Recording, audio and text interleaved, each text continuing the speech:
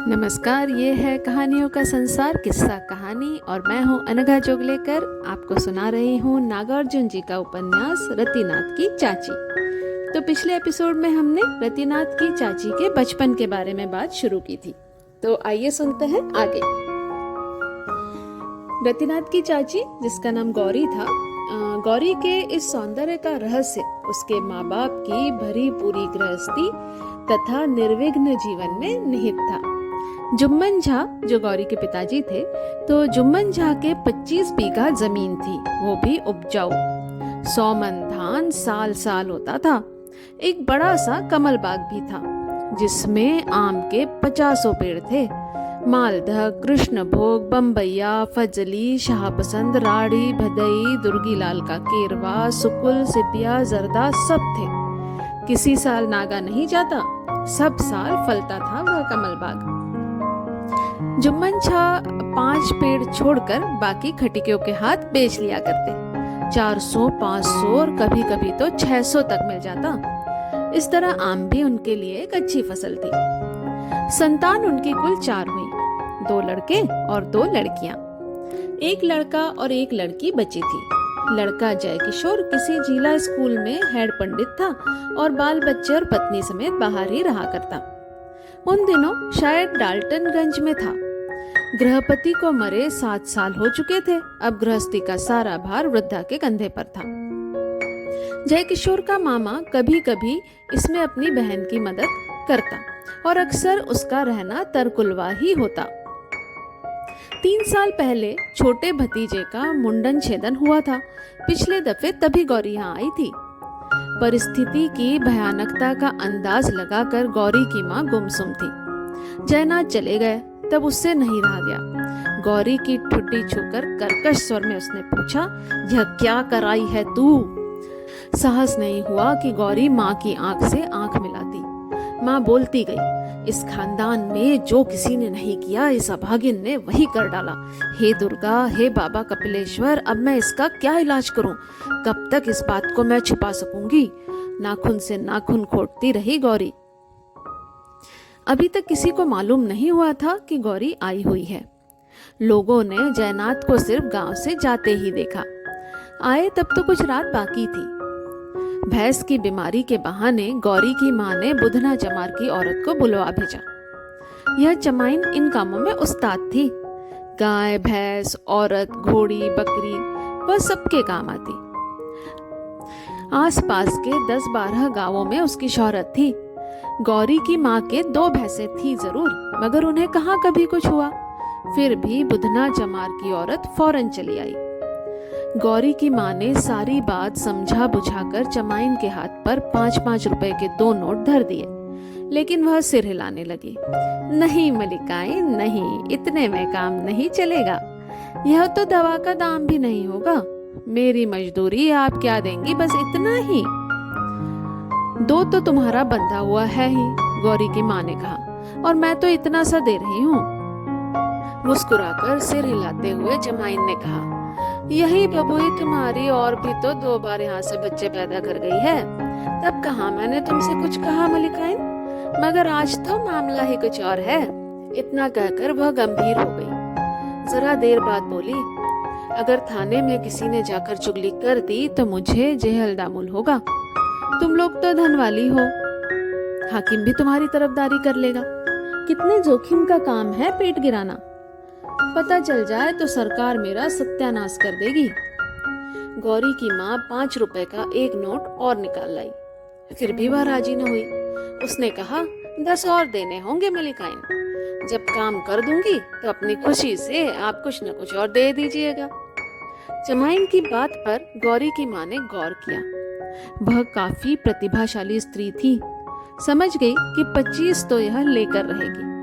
जरूरत ऐसी आ पड़ी है कि 50 पर भी अड़ जाए ना तो देना ही पड़ेगा। खैर 10 रुपए का 1 नोट वह और लेकर आई। देते हुए कहा, देखो, मेरी लड़की को इस मुसीबत से पार कर दो। 5-7 दिन के अंदर ही यह सब हो जाना चाहिए, और वह भी गुपचुप। जीभ निकालकर चमाइन बोली, भला यह भी क्या कहने की बात है मलिकाइन, आपकी बदनामी क्या हमारी बदनामी नहीं है? पर एक बात कहती हूँ, माफ करना। माफ करना, लेकिन बड़ी जात वालों की तुम्हारी यह बिरादरी बड़ी मलिच्छ, बड़ी निठुर होती है मलिकाइन। हमारी भी बहू बेटियां रांड हो जाती हैं, पर हमारी बिरादरी में किसी के पेट से 8-8, 9-9 महीने का बच्चा निकाल कर जंगल में फेंक आने का रिवाज नहीं है।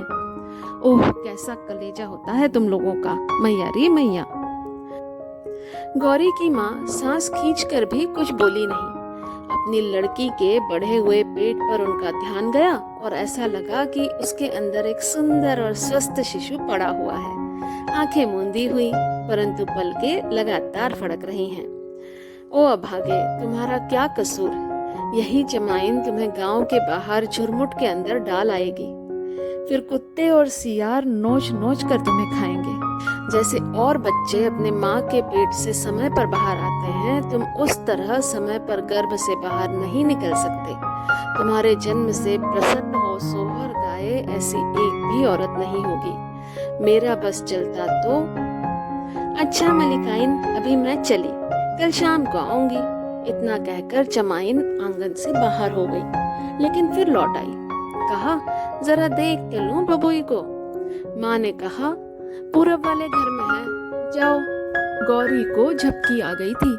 आहट पाते ही उसने आंखें खोल दी। चमाइन ने करीब जाकर देखा, बोली, 8वां महीना है बबुई, नाहक तुमने बखत बर्बाद किया। पेट 3-4 महीने तक काबू में रहता है। अब देखना तंदुरुस्ती पर कितना बुरा असर पड़ता है। माँ को अंदेशा हुआ। उसने आंखें फाड़ कर पूछा, क्यों री, गौरी की देह को फिर तैयार होने में बहुत दिन लग जाएंगे? हाँ मलिकाइन, चमाइन घर से बाहर निकलती हुई बोली, मॉलिश करवाती रहना तो 25 दिन लगेंगे। हाँ, आज और कल बबुई को कुछ खाने नहीं देना। आज अभी तो खा चुकी, माँ ने कहा। हाँ, रात और कल नहीं खाने दूंगी। तो तू कल रात आएगी ना? जरूर मलिकाइन, आती तो मैं आज शाम को भी, मगर डीह टोल में मल्हेश महाराज की पूजा है, भाव भगत होगी, हमारे यहाँ के सभी जाएंगे देखने। बुधन चमार की औरत चली गई। गौरी की माँ ने उंगली पर गिनकर हिसाब लगाया। बड़ी छुट्टियों में, खासकर गर्मियों में, जय किशोर गांव अवश्य आया करते। इस बार भी आएंगे, माँ ने सोचकर देखा। आधा चैत बीत चुका है, अभी समूचा वैसाख पड़ा ही है। जेठ के दशहरा से पहले शायद ही कभी जय किशोर का स्कूल बंद हुआ हो, और तब तक गौरी बिल्कुल तंदुरुस्त हो जाएगी। इस गणित से उस वृद्धा को कुछ आश्वासन मिला। जय किशोर बाबू बहुत ही अच्छी प्रकृति के आदमी हैं। फिर भी माँ को खटका था कि अपनी बहन के संदर्भ में यह कुकांड जब किसी तरह उन्हें मालूम होगा तो कुछ कहेंगे अवश्य। इसके अतिरिक्त उमानाथ भी किसी किसी साल आम खाने आता है। अपनी माँ के बारे में जब वह सुनेगा तो आश्चर्य नहीं कि कुएं में कूदकर जान दे दे या माँ को ही मार डाले। लड़की को 6 मास 8 मास अपने पास रखना माँ को और भी भारी लग रहा था। इन बातों को सोचते सोचते वृद्धा का दिमाग जब पथरा गया तो एक बार फिर आप पूरब वाले घर में घुसी और गुस्से में आकर गौरी की ठोड़ी में एक ठुनका लगा दिया। गौरी हाव हाव करके रो पड़ी। आंखों से आंसू की धार जो बहने लगी तो उसने बंद होने का नाम ही नहीं लिया। माँ यह देखकर अवाक खड़ी रही, फिर धम्म से वहीं बैठ गई। दरिद्र कुल में लड़की ब्याहने का ही यह दुष्परिणाम था। गौरी के पिता चुम्बन झा को स्वयं भी पीछे जाकर यह विवाह संबंध असंतोषप्रद लगने लगा। जमाई महाशय दमे के रोगी और प्रकृति से सुस्त थे। शादी के बाद तो पढ़ना जानबूझकर ही छोड़ दिया था। ससुराल आते तो 20-20 दिन, 25-25 दिन तक पड़े रहते। शतरंज का इतना शौक था कि एक बैठक में 10-10 घंटे खेलते रहते। कमाकर शायद ही 2 पैसे कभी झा जी ने अपनी स्त्री के हाथ पर रखे हों। जाते जाते एक कंवारी लड़की और एक अबोध शिशु बेचारी के मध्य ठोक गए। यह लोग औसत दर्जे के मध्य वित्त की लड़की को अपने यहाँ ले जाकर उसे नाना प्रकार के अभाव अभियोगों की परिधि में डाल देते हैं। लड़की जिंदगी भर अपने माँ बाप को उल्हाना देती रहती है। वैद्यनाथ को विरासत में 7 बीघा खेत मिले थे। 3 बीघा शुभंकरपुर में और 4 बीघा कौसी के किनारे उत्तर भागलपुर में। बस्ती का नाम था रामगंज। वहाँ बैद्यनाथ का ननिहाल था। नाना के लड़का नहीं हुआ था, मात्र लड़की थी। 3 दोहित्र थे, कमलनाथ, बैद्यनाथ और जयनाथ। इन्हीं तीनों के नाम पर वह अपनी जायदाद चढ़ा गए। शुभंकरपुर के खेत तो बैद्यनाथ बेच बाच कर खा ही गए थे। 1.5-2 बीघे रामगंज में ही रहन रख दिए थे। बहनोई की मृत्यु के बाद जय किशोर ने चाहा कि गौरी हमेशा के लिए तरकुलवा ही रह जाए, मगर गौरी को यह प्रस्ताव स्वीकार नहीं हुआ। यह दूसरी बात है कि इस समय बेचारी एक विचित्र परिस्थिति में पड़ गई है, मगर यूं गौरी की प्रकृति में स्वाभिमान की मात्रा कूट कूट कर भरी हुई है। इसी कारण पितृगृह की अपेक्षा पति गृह में रहना उसने पसंद किया।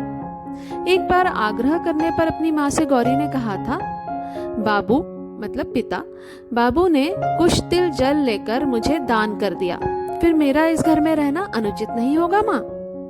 विवाहिता के लिए पितृकुल का अमृत भी पतिकुल के मांड या पीने के साधारण जल की तुलना में तुच्छ है। माँ, तभी तो तुमने अपनी नानी के धन पर लात मार दी थी, है ना माँ? यह सब बातें एक एक करके माँ को याद आती रही और उनकी आंखों से जल प्रवाह जारी रहा। जाने कितनी देर तक माँ बेटी रोती रही। शोक और पश्चाताप के इस समुद्र से उनका उद्धार तब हुआ जबकि चरकर वापस आई हुई भुल्ली भैंस चरवाहे की लापरवाही से आंगन के अंदर घुस आई। उसके खुरों की खट्ट खट्ट ने माँ का भी और बेटी का भी स्थान एवं समय की ओर ध्यान खींचा। अपने को छुड़ाकर माँ घर से बाहर निकली तो देखा अमावस की संध्या अपने साज सरंजाम लेकर आसमान से धरती पर उतर चुकी है। ऊपर देखने पर एक तारा नजर आया। गौरी की माँ ने चारों ओर घूम फिरकर आसमान में दूर दूर तक आंखें दौड़ाई, परंतु दूसरा तारा न दिखाई पड़ा। तब हाथ जोड़कर उसने पहले तारे को प्रणाम किया और साथ ही यह श्लोक पढ़ा, एका तारा भयादृष्टा द्वितीया नैव दृश्यते तद्दोष परिहाराय नारदाय नमोस्तुते। नौकरानी ने आकर कहा, रसोई में देर न हो जाएगी मलिकाइन? क्या बात है, आज तबीयत कोई ढीली दिखती है? गौरी की माँ ने कहा, नहीं कुछ नहीं सुखो, यूं ही जरा सो गई थी। पानी भर चुकी घड़े में? हाँ मलिकाइन, अब जाती हूँ, उसने कहा। नजदीक आकर गौरी की माँ बोली, अपनी सास को जरा भेज देना, जरूरी काम है। अच्छा, सुखो चली गई। थाली में दिन का जूठा भात, दाल और कई किस्म की भाजियां लिए थी। मेहमान की थाली में दुगना भात परोसना कोई नई बात तो है नहीं। जयनाथ सवेरे ही खाकर चले गए थे और तब से अब तक करीब 8-9 घंटे खाने की यह सामग्री खुली पड़ी थी। सैकड़ों मक्खियां इससे परितृप्त हुई होंगी। जो मकई मड़ुआ की रोटी खाकर तंग आए हुए सुक्खो के बच्चे देखते ही इस पर टूट पड़ेंगे, चाट पोंछ कर थाली साफ कर देंगे। सुक्खो, उसकी सास, उसका घरवाला सब ललचाई निगाहों से उस दृश्य को देख भर सकेंगे। गौरी की माँ का खाना बनाने में मन नहीं लग रहा था, लेकिन कल मंगल है, मंगल को उपवास रखती है, अभी कुछ पेट में डाल लेगी तो अच्छा रहेगा। झटपट उसने आग जलाई, पानी खोल जाने पर चावल उसमें रख दिए, उसी में 4-6 आलू चौकी के डाल दिए, सुजनी डालकर बीच आंगन में लेट रही। लेटे लेटे सोचने लगी, इस तरह गौरी को मैं छिपाकर कब तक रख सकूंगी? इसी तरकुलवा में यह घटना क्या पहले कभी नहीं हुई है? अवश्य हुई है। तब चतुरा चौधरी की लड़की, मक्खन पाठक की पतोहू, पंडित जी की बहन गौरी की माँ के सामने का समूचा आसमान तारों से झलमल झलमल कर रहा था। तो आज इतना ही, अगले एपिसोड में देखते हैं आगे की कहानी। नमस्कार।